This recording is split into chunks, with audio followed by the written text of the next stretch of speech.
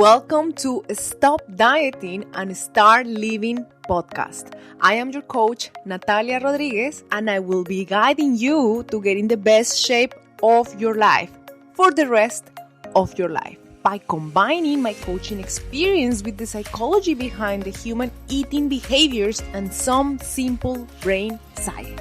Get ready to be coached by me.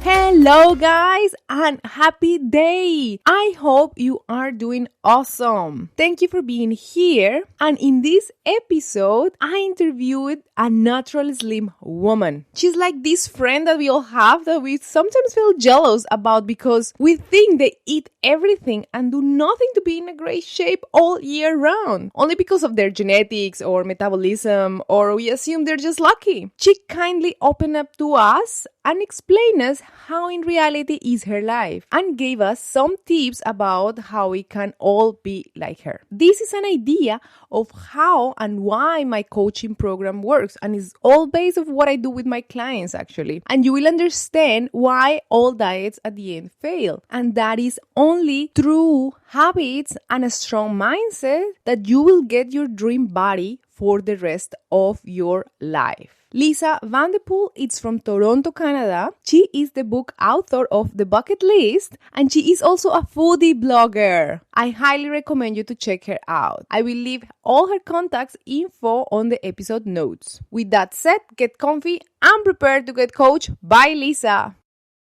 Hello everybody and welcome to another episode of my podcast. Today I'm super stoked because we have a guest that I think you all will love. Her name is Lisa Vanderpool and she is an amazing accountability partner and friend, book author.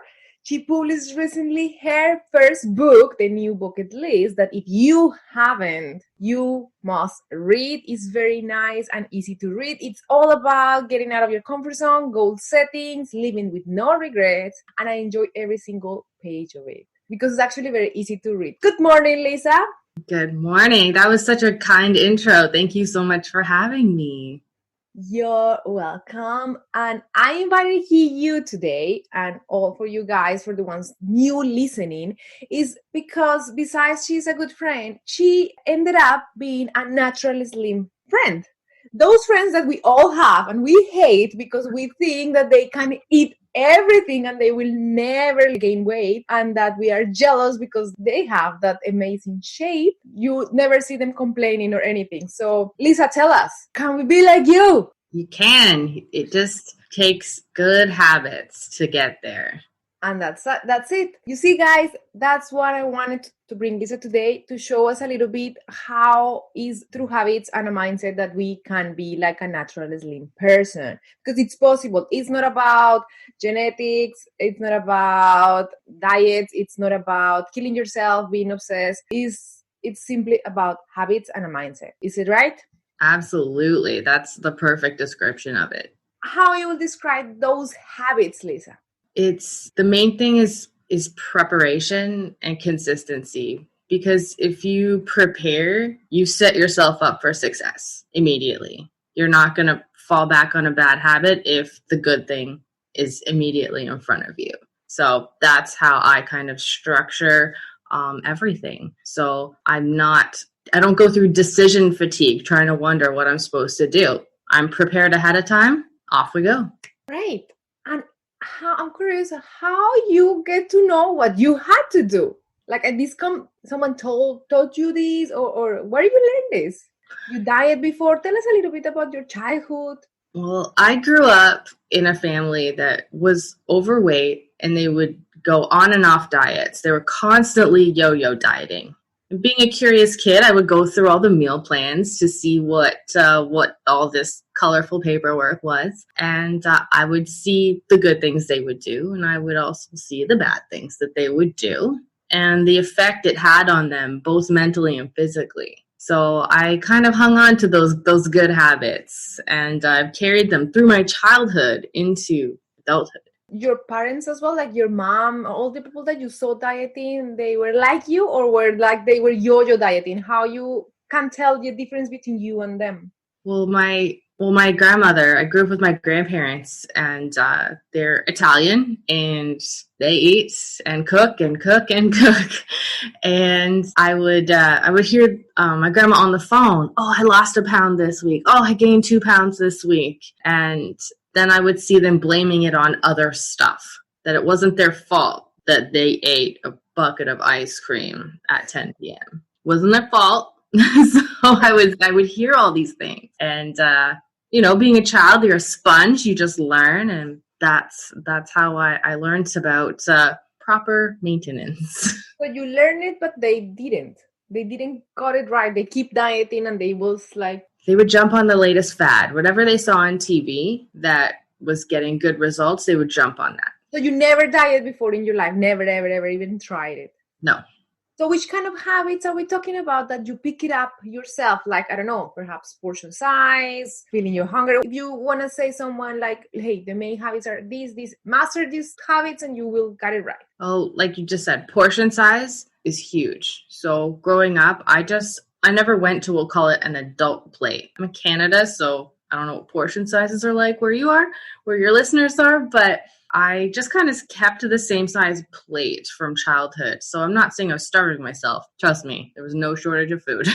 But no, I just kept the same plate size. And when I was finished eating, if I was not hungry anymore, I would just not eat anymore. But if I was still hungry, I would take more food. And that's an important distinction, is just to stop eating when you're not hungry anymore, not when you're full. One question about that. Your grandma never make you to eat more? Like, how was that social pressure? That's a huge thing because of wording. Let's say there's just like a little bit of mashed potatoes left. She wouldn't tell me to finish it. She would tell me I could finish it. She said, oh, you can finish that.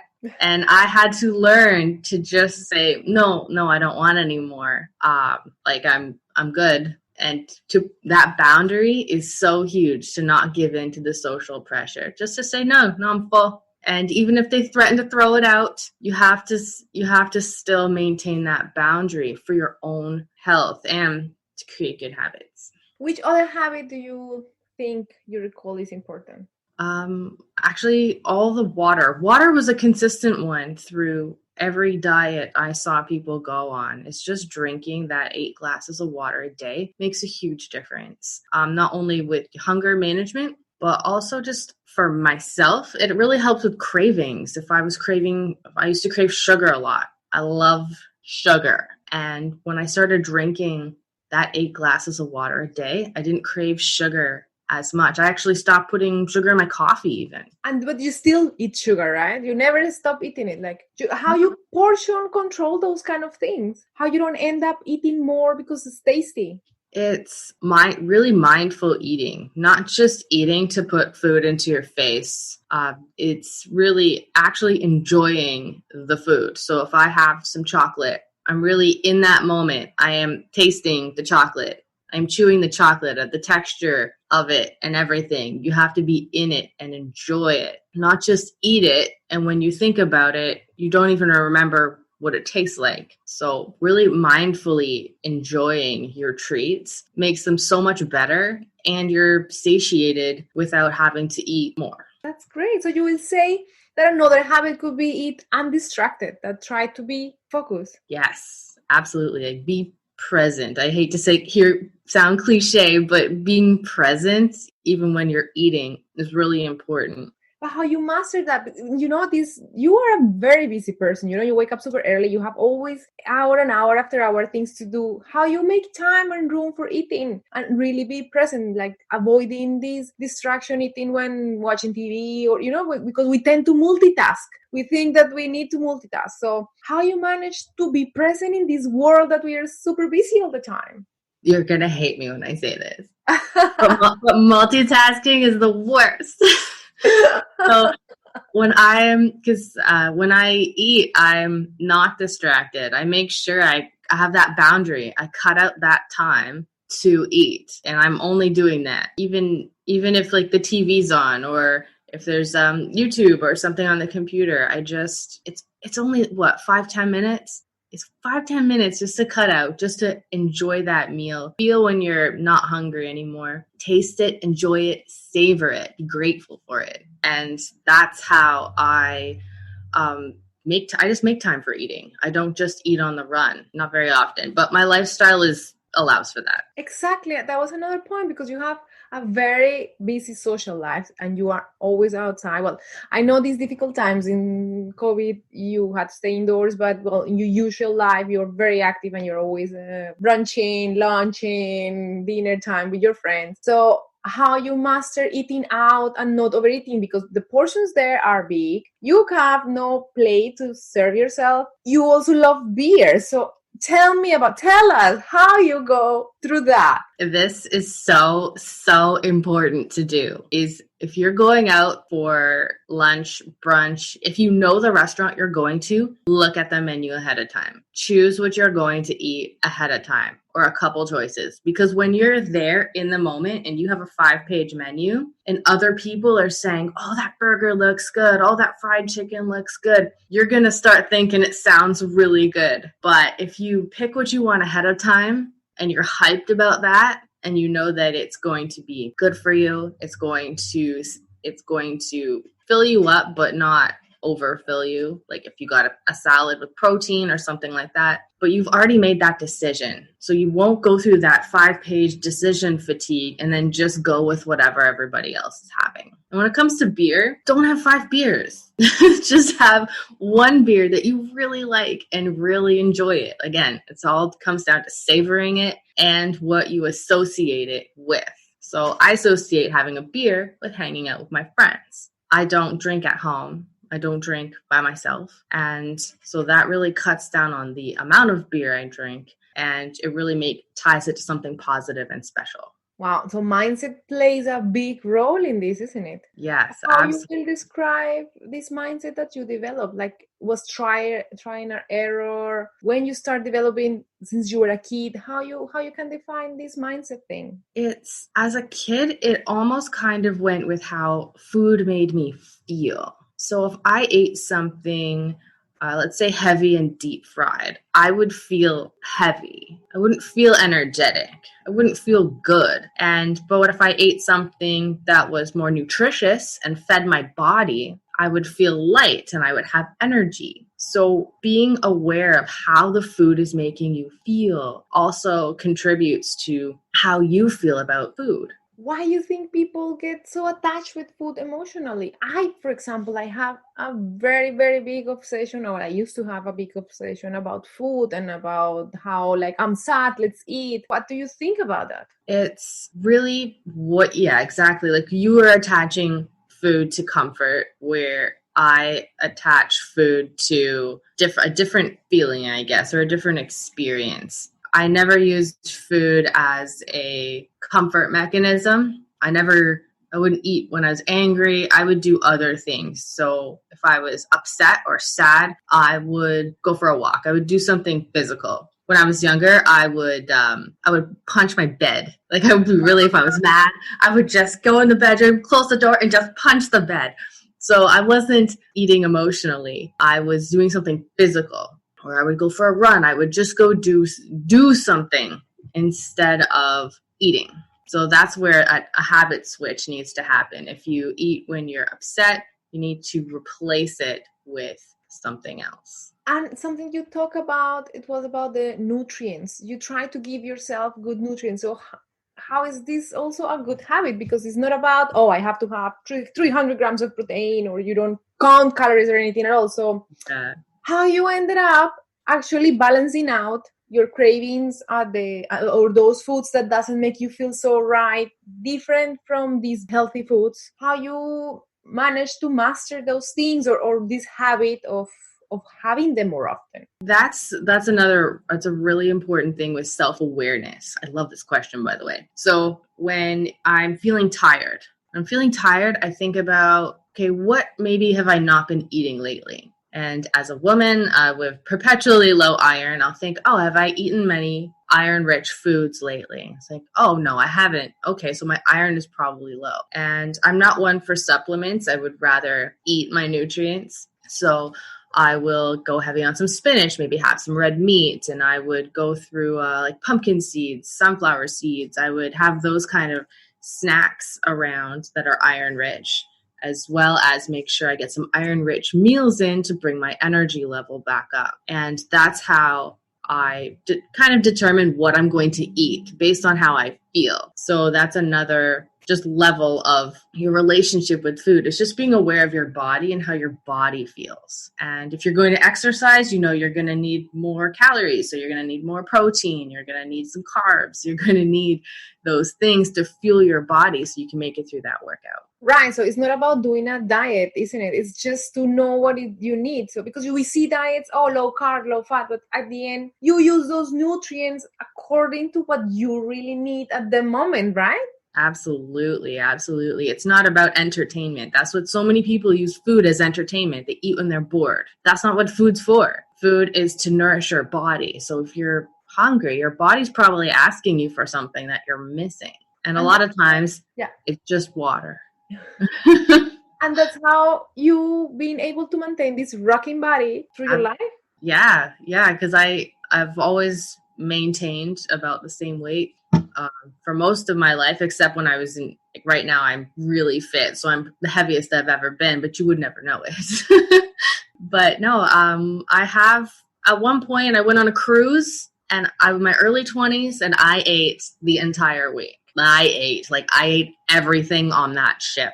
And I came back and I had gained about 10 pounds in 7 days. So it's not like I can't gain weight. I just had to get back into my routine with my good habits, and it went away. No guilt, no shame. You didn't feel bad about yourself. Just enjoy yourself and just move on. Absolutely. Just back into that habit, and the habits will take care of you. You take care of the habits will take care of you. It'll get you back to where you were. When you realize this, like when you realize, oh, I have this, like how you realize, like you're a naturally slim person, like you're different from others, like it was about habits, how you connect all the dots together. I would see and hear what other people would complain about. I mean, they would say, you know, my pants are getting tight, but I would also see what they were eating. And I would wonder if they put those two things together, if they knew that if they put something better into their body, that they may not need to buy new clothing. So just being aware, like I don't want you to compare yourself with other people because that's not productive, but being aware of hearing what other people are saying and seeing what other people are doing. Like for instance, Natalia, you and we were talking on the phone. You noticed that I had good habits when I mentioned something. And I didn't even notice that it was a habit. So noticing other people's good habits and bad habits will also help you see the cause and effect of what other people are doing. And then you can see what works for you. Yeah, that's true. That's totally true. Do you think, when you were saying how you react with your emotions and how you take care of the ways you find yourself to work through your emotion, that it was not coping with food, you think that it's a part of a self-care thing, how you manage to keep those emotions not in control, but let's say like manage them well so you don't end up doing things that you will regret? I make sure I have we'll say a plan. If I'm having an emotionally bad day, if something crappy has happened at work or with a friend or whatever, I have a habit for that too. So it's all about self-care. So if I'm having one of those days and it's just emotionally draining me, like I said, that preparation will save you. Preparing your snacks, preparing your foods, you'll already have it there, and you won't make a bad food decision. When it comes to self-care, I'll meditate. I'll throw a TV show on that makes me laugh. I'll go for a nature walk. Having that habit already will help you. But for food, if you're gonna emotionally eat something delicious and nutritious for your body. So having those snack preparations ready will save you. And you were talking about the chip that you were overeating in that week. You do overeat sometimes. Sometimes I do, but Perhaps I know that's the times when people hate you the most, because they see you pretty and they see you eating like a pig, and they think they may assume, because I think it's an assumption that we do with the natural slim people, because you do take care of yourself. Look, all the things you're doing, you are doing the job. You're not naturally born like like this. Yeah, I mean, I will overeat occasionally, but I know I did it and I don't feel bad about it. It happens occasionally. I'm just not going to do it all the time. I'm not going to do it every day. I'm not going to make a habit of it. So if you fall off sometimes, that's okay. It's if you meditate, you've heard this 1,000 times. Begin again. Just begin again. I mean, that one meal is not going to ruin your whole day. It's not going to ruin your whole week. It's not going to ruin your whole month. It's just one meal. And then you begin again. That's amazing. Thank you so much, Lisa. I'm really hoping that people listen to this and understand that natural slim woman is just woman with natural developed habits, and it exists, and they are not, it's not magic. They do the work.